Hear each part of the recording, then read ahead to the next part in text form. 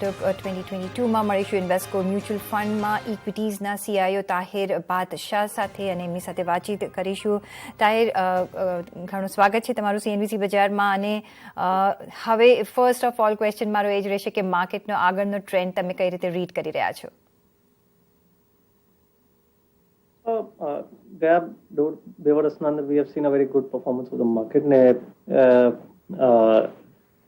આપણે જાણીએ છીએ કે સેન્ટ્રલ બેંક્સનો લિક્વિડિટીનો જે સપોર્ટ છે એ બધો સ્ટ્રોંગ રહ્યો છે, which has been very useful in એક્સપેન્ડિંગ મલ્ટિપલ્સ of the market. તો મલ્ટિપલ્સ જે છે વેલ્યુએશન મલ્ટિપલ્સ જે માર્કેટના છે compare to what it was in March 2020 જે આપણે લોઝમાં જોયું વહાંથી ઘણું બધું એક્સપાન્ડ થઈ ગયું છે. So to that extent valuations have gone up, but the overall અમારું એ માનવું છે કે જે ઇકોનોમિક સાયકલ છે ઇન્ડિયાની, that is after a long time we are looking at a better economic cycle in the coming 3, 4, 5 years in comparison કે આપણે જે ગયા 4 या 5 વર્ષના અંદર જોયું એના સામે એક ઘણી સ્ટ્રોંગર સાયકલ અમને જોવા મળશે.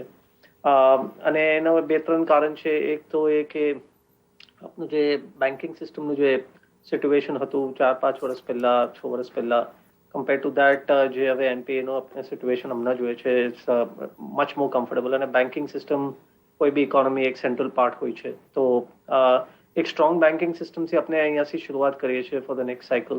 સેકન્ડ ઇઝ કે ઇન્ટરેસ્ટ રેટ્સ આપણે કન્ટ્રીના અંદર હવે કન્સિસ્ટન્ટલી લોઅર છે. આપણે એક નોર્મલ ચીજ આપણે મોર્ગેજ રેટ્સ જોઈએ યા હાઉસિંગ મોર્ગેજ રેટ્સનો આપણે જે એક્ઝામ્પલ લઈએ તો in 2015 अपने 9.5-10% અંદર अपने લોન્સ મળતી હતી, હવે 7.5% 7.5 બી કમના અંદર આપણે મળે છે.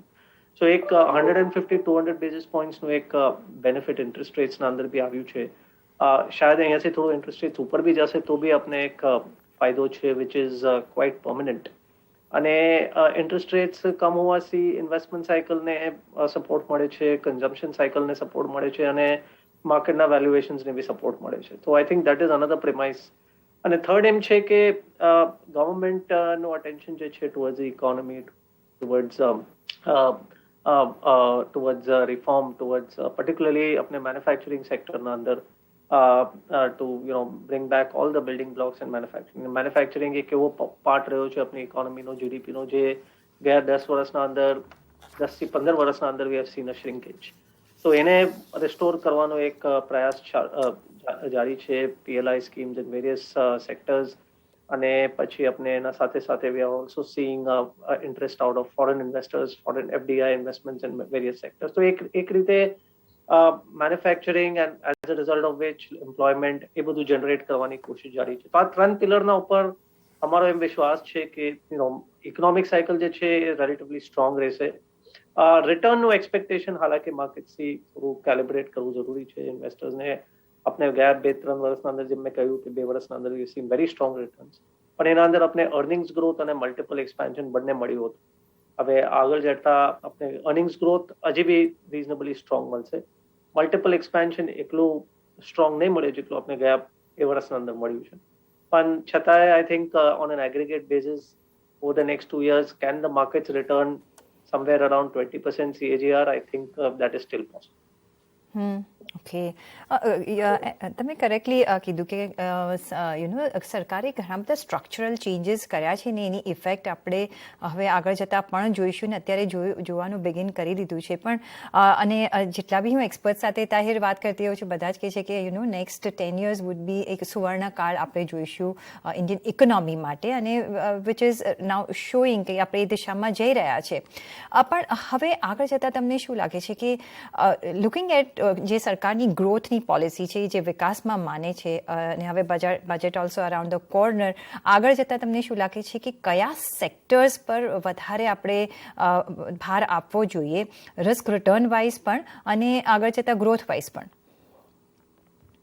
તો એક આપણે પ્રો સિક્લિકલ જેમ કહીએ સ્ટેન્સ આપણે ઇકોનોમીનો લઈએ કે અહીંયાથી સાયકલ ઇમ્પ્રૂવ થવાની છે. તો ક્લિયરલી જેમ મેં કીધું કે centre of the economy is banking, અને બેન્કિંગના જે એક મુખ્ય જે પાર્ટ્સ છે પ્રાઇવેટ બેંક્સ છે, સમ ઓફ ધી ટોપ ક્વોર્ટાઇલ જે પબ્લિક સેક્ટર બેંક્સ બી છે, those look very interesting at this stage. અને એક તો એ થયું છે કે એ લોકોની જે સિચ્યુએશન છે that has improved significantly. જેમ મેં કહ્યું ગયા 5-6 વર્ષના અંદર લોકોની જે કેપિટલાઇઝેશન પોઝિશન છે એ બી એકદમ સ્ટ્રોંગ થઈ ગઈ છે. ઇનફેક્ટ આવતા 1-2 વર્ષના અંદર શાયદ આપણે ગવર્મેન્ટને પબ્લિક સેક્ટર બેંક્સને સપોર્ટ બી ન કરવું પડે એવું એક સિચ્યુએશન હમણાં આપણા સામે છે. અને થર્ડ એ છે કે ક્રેડિટ ગ્રોથ જે સિસ્ટમમાં હમણાં is at the very low levels, soft level પર છે, 6-7% પર છે.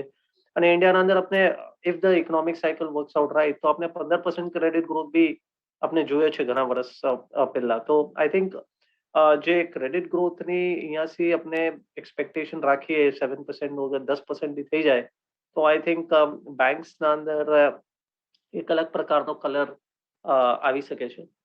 થોડી ઘણી કોમ્પિટિટિવ ડાયનામિક્સ ડેવલપ થઈ છે as a result of some of the newer banks અને ફિનટેક પ્લેટફોર્મ્સ ને એમ બધું. બટ જે કોર જે છે બેન્કિંગનું which is basically corporate lending, lending to mid size corporates, એ હજી બી પ્રાઇવેટ સેક્ટર અને પબ્લિક સેક્ટર જે ટ્રેડિશનલ આપણી જે બેંક્સ છે એના સાથે છે. So I think banking sector is something which will be a big beneficiary. અમારું એમ બી માનવું છે કે જે ઇન્ડિયાની ઇકોનોમિક સાયકલની જે ઇમ્પ્રુવમેન્ટ અમે જોવા માંગીએ છીએ આપણે, that will also revolve a lot around the investment cycle in the country. અને એક જે ઇન્વેસ્ટમેન્ટ સાયકલના લીધે જે આપણે બિલ્ડિંગ બ્લોક્સ જોઈએ છે, આ જે આપણે ઇન્ગ્રેડિયન્ટ્સ જોઈએ છે, આઈ થિંક એ બી બધા ઘણી રીતે આપણે આપણા સામે છે. Whether it is low interest rates, કોર્પોરેટ્સની બેલેન્સ શીટ્સ જોઈએ તો many of them have reduce their loans significantly in the last few years. અને કઈ કંપની એવી છે જે they are sitting on a lot of cash. કોમોડિટીની જે સાયકલ છે, steel, metals, other commodities, they are also all doing well. અને that is also giving a lot of better outlook for many of the companies which are in this business. તો ઘણી રીતે these are the building blocks જે આપણે જરૂરી છે for a next investment cycle to begin. આમ બી ગવર્મેન્ટનો જે public સેક્ટરનો જે ફોકસ છે in areas like roads, ports, urban infrastructure, metros જેવું થઈ ગયું, એમ બધી ચીજોના અંદર in any case activity levels are already pretty high. તો એક ઇન્વેસ્ટમેન્ટ સાયકલનો અગર આપણે સપોર્ટ મળે તો credit cycle will also improve. And therefore financials એક રીતે જેમ મેં કીધું, પછી ઇન્ડસ્ટ્રીયલ્સ જે સેગમેન્ટ છે, ઇન્ડસ્ટ્રીયલ સ્ટ્રોક ઇન્ફ્રાસ્ટ્રક્ચરનું જે એક સેગમેન્ટ છે, that also we think will have a lot of opportunities. અને હમણાં અમારે પોર્ટફોલિયોઝના અંદર financials, industrials are dominant part of the portfolio. તો મને લાગે છે આ બે સેક્ટર તો ક્લિયરલી આગળ જતા ફાયદો કરશે.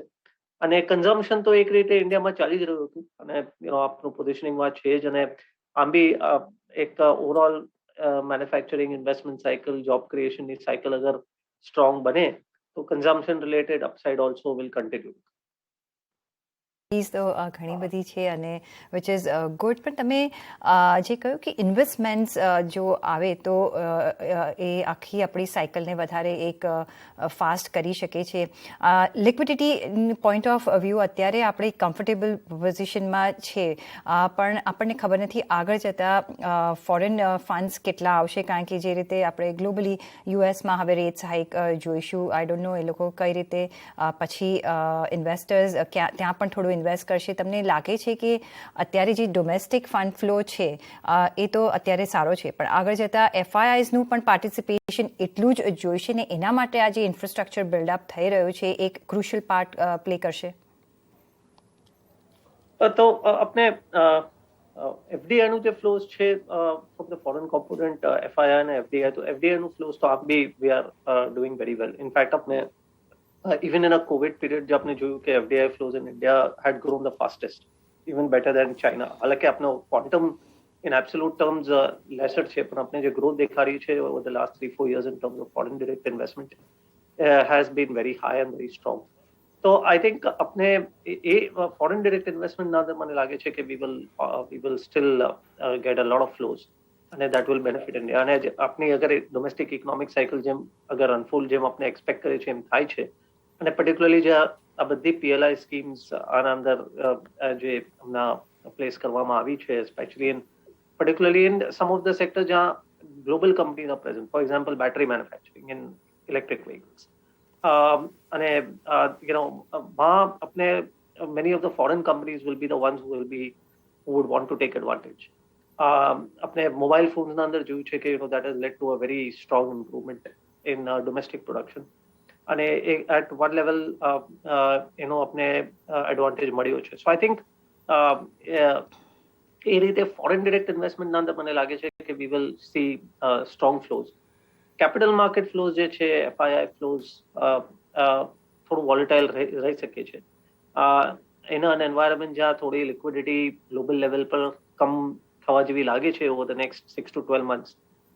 ક્લિયરલી આપણે થોડું ફ્લોઝના અંદર થોડું સ્લો ડાઉન જરૂર જોવાનું રહેશે.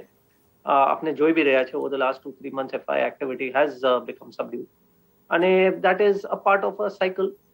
બટ જેમ તમે કહ્યું કે domestic flows are still very strong અને આપણે સ્પેશિયલી કેપિટલ માર્કેટ ફ્લોઝના અંદર આપણે એસઆઈપી બુક જોઈએ તો 8-8.5 કરોડની એસઆઈપી બુક હવે લગભગ 11-11.5 કરોડની મહિનાની એસઆઈપી બુક થઈ ગઈ છે. સો એ ધીરે ધીરે વધી રહી છે અને that is a constant source of flow.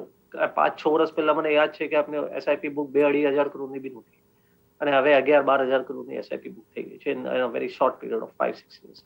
So the thing is that this can be a very strong source of liquidity. ને I think એ આપણે ધ્યાનમાં રાખવું જોઈએ કે this will keep changing. કે આપણું જે dependence on foreign flows છે even for the capital markets will become slowly more less and less in favor of foreign flows and domestic flows will also give a lot of support. So જે માર્કેટની જે cyclicality એના રીતે એ રીતે આવે છે because of FIIs coming in and going out, that will become relatively lower in future. Absolutely.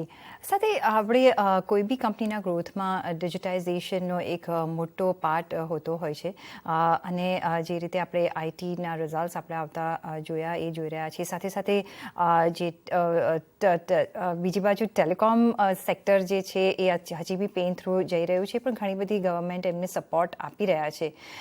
તમે આ બે સેક્ટરને કઈ રીતે જુઓ છો ગ્રોથ કોન્ટ્રીબ્યુશનમાં આગળ જતા? સો ટેલિકોમ તો એક ઇન્ટિગ્રલ પાર્ટ છે જ અને સ્પેશિયલી જે ડિજિટાઇઝેશનનું જે એફર્ટ ઘણી સેક્ટર્સમાં અને ઘણી બિઝનેસીસમાં આપને દેખાઈ રહ્યું છે તો that can not be possible without telecom. તો ટેલિકોમ ઇઝ વેરી સેન્ટ્રલ. આપણે જે બી તમે સેક્ટર્સ લઈ લો જ્યાં ડિજિટાઇઝેશન અને ટેકનોલોજીનો ઉપયોગ થઈ રહ્યો છે આગળ without connectivity without networking it is difficult. So obviously telecom will play an important role and even more so.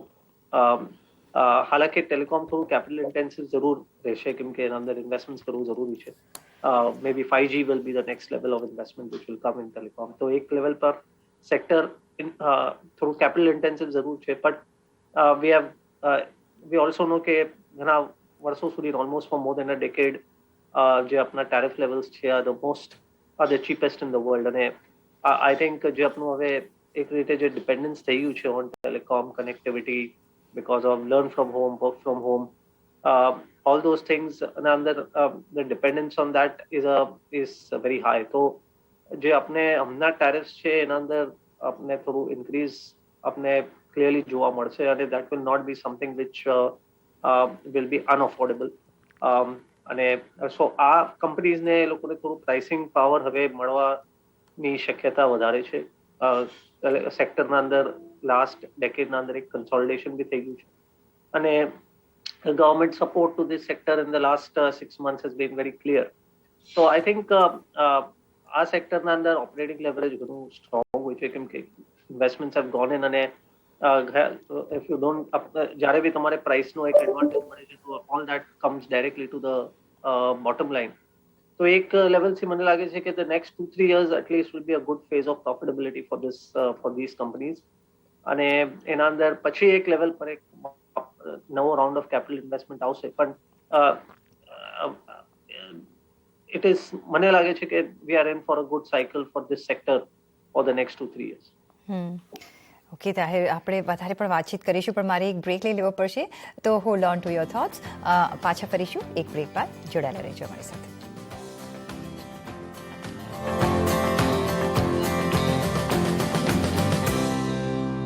अरे भाभी जी बड़े दिन बाद मुझे बेस्ट डायमंड ज्वेलरी दिखाओ. ये एक्सचेंज करा लूं? बेटा एक्सचेंज में ज्यादा नहीं, सिर्फ 5% कटेगा। वाह। पेश है 95% एक्सचेंज वैल्यू और 90% बाय बैक भी। Kisna diamond jewellery. देखो देखो देखो, नया टीवी पापा? देखो।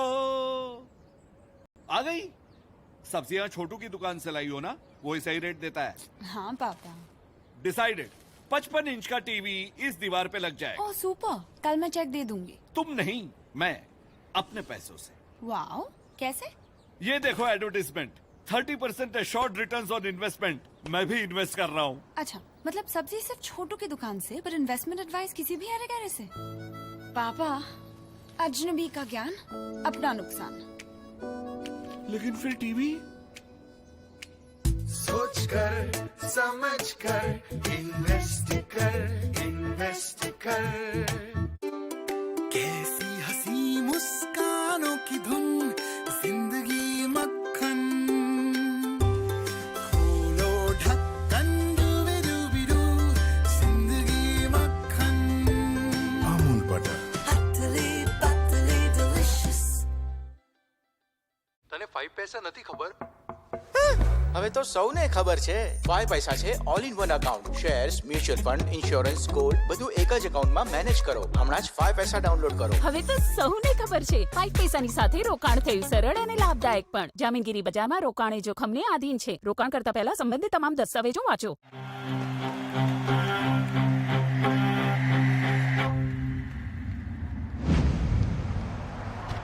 कभी कभी खुशी के लिए एक उदाहरण ही काफी है. एबिक्स कैश हर खुशी के लिए काफी है.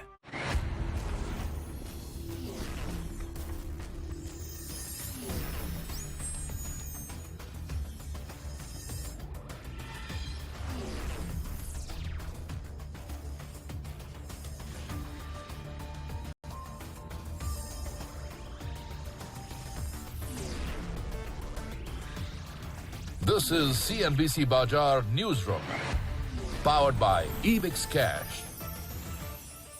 आजादी के अमृत महोत्सव के अवसर पर यूनियन बैंक ऑफ इंडिया लाया है MSME festive bonanza. Interest rates starting from 6.8% per annum only, up to 75% concession on processing charges or 25% concession on LCBG charges. For more information, visit the nearest branch or visit www.unionbankofindia.co.in. This is Network 18, and you are watching CNBC Bajar, powered by Ebix Cash. Ebix Cash, हर खुशी के लिए काफी है.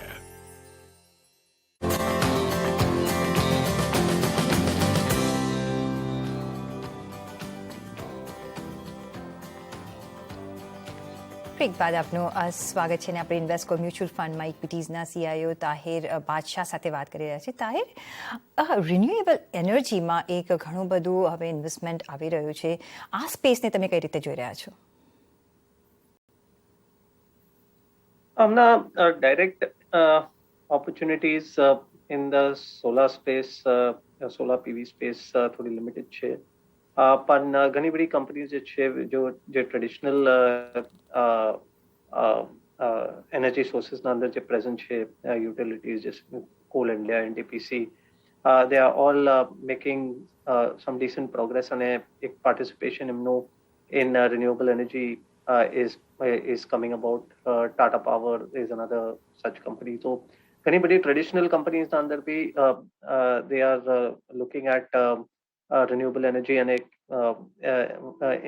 in that opportunity, in that space, they are making inroads.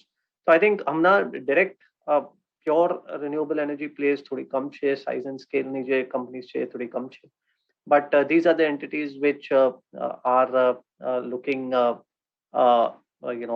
like doing something, and we are evaluating some of these જેમાં से हमारी पास थोड़ी बड़ी companies में से थोड़ी घनी ownership भी છે in some of our mutual funds. So I think but relevance of traditional energy India માં હજી બી ઘણો ટાઈમ સુધી રહેશે. maybe વहाँ એટલું growth નહીં આવે, પણ to think કે traditional energy sources, non conventional energy sources જે છે, whether it is coal or oil and gas, relevance बहु कम થઈ જશે. I think that is also not the case. But clearly જે incremental જે નવું investments આવી રહ્યું છે અને જે new companies are also જે interested છે invest કરવા માટે, I think that is going to be driven more by the new renewable sources. જ્યાં વધારે investments આવવાની possibility છે, whether it is hydrogen या solar or wind. જી, સાથે budget is around the corner અને કાઉન્ટડાઉન ચાલુ થઈ ગયું છે. ક્યાં ફોકસ રાખવું જોઈએ બજેટને લગતા? કોઈ એવા સેક્ટર્સ કે તમને કેવું બજેટ જોવા માંગશો? શું માનવું છે તમારું? I think હવે જે રીતે બજેટ કન્ડક્ટ થાય છે અને જે આપણે ખબર છે કે હવે ડ્યુટીઝ ને ટેરિફ્સનું જે છે, import duties, excise duties etcetera, એનું તો ડિસ્કશન હવે બજેટમાં આમતौर પર વધારે થતું નથી. તો સેક્ટર સ્પેસિફિક ઇમ્પ્લિકેશન્સ થોડું મારા હિસાબે કમ રહી છે from a budget stand point now in the last some years. I think budget will મારા હિસાબે આપણે એવી રીતે એક્ઝામિન કરવાનું છે કે how is it macro supportive, અને જે આપણે ઇન્વેસ્ટમેન્ટ સાયકલ જે આપણે જોવાની રાહ જોઈ રહ્યા છે એને અનફોલ્ડ થવાની ઓવર ધ નેક્સ્ટ 4-5 years, એને કેટલું સપોર્ટ આપણે ગવર્મેન્ટ આપી શકે છે from year on. I think in the last budget જે આપણે બજેટથી કમ્યુનિકેશન મળ્યું કે government is now at least for the next few years હમણાં બહુ વધારે ફિસ્કલ પર ફોકસ કરવું યા ફિસ્કલ ડેફિસિટને કંટ્રોલ કરવું, એના ઉપર ફોકસ કરવાથી થોડું દૂર હટીને ગ્રોથ પર ફોકસ કરવાની કોશિશમાં છે. અને આપણે એમ જ જોવાનું છે કે જે પાથ આપણે લાસ્ટ યર જે આપણે બજેટમાં જોવા મળ્યું ઓન ફિસ્કલ કન્સોલિડેશન ને ફિસ્કલ અને ગ્રોથ, એનું કન્ટિન્યુટી આપણે આ વર્ષમાં બી જોઈએ એમ આપણે ઉમ્મીદ કરીએ છીએ ફ્રોમ યર ઓન. સો હવે આપણે we are at a stage જ્યાં hopefully if everything goes well, જે મિની જે આપણે down cycle because of Covid આપણે જોયું in the last 2 years, that will be behind us, અને we will be able to commence a new investment journey, so and economic journey. So I think એને આપણે કેટલો support આપી શકીએ છીએ તો various ways is what we have to. So I think macro level પર વધારે ફોકસ રહેશે more than sector specific opportunities from the budget point of view હવે relatively zero. આપણે પહેલાં જ વાત કરી કે મ્યુચ્યુઅલ ફંડ ઇન્ડસ્ટ્રીમાં જે રીતે એસઆઈપી ને જે રીતે ફંડ ઇનફ્લો વધી રહ્યો છે, ઇન્ડસ્ટ્રી શું એક્સપેક્ટ કરી રહી છે આ બજેટથી? I think budget sometimes આપણે થોડું ઘણું taxation tweaking ને એમ બધું થઈ શકે છે. I mean if there is some rethinking on long term capital gains એવું કંઈ હોય, so maybe it could be supportive from the overall capital market perspective. One, I think capital market will be supported if we support the economy. Okay, if we do the right things, જે આપણે economic cycle ને support કરવાના necessary છે, so automatically investments into the capital market will come. આમ બી આપણે જોયું છે કે in a good cycle participation of the mutual fund investors નું વધ્યું છે, demat accounts have doubled, and maybe they can double even from after even from this level. So I think that is something જે આપણે હવે એક કોવિડનું inflection point મળ્યું જેનાથી as a result of which retail investor retention, equity markets, capital markets જે છે, that has really strongly increased.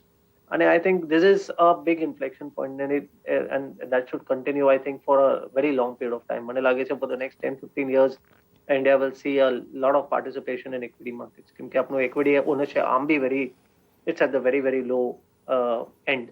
So this is something which is a very, very structural trend which will keep delivering over the next many years.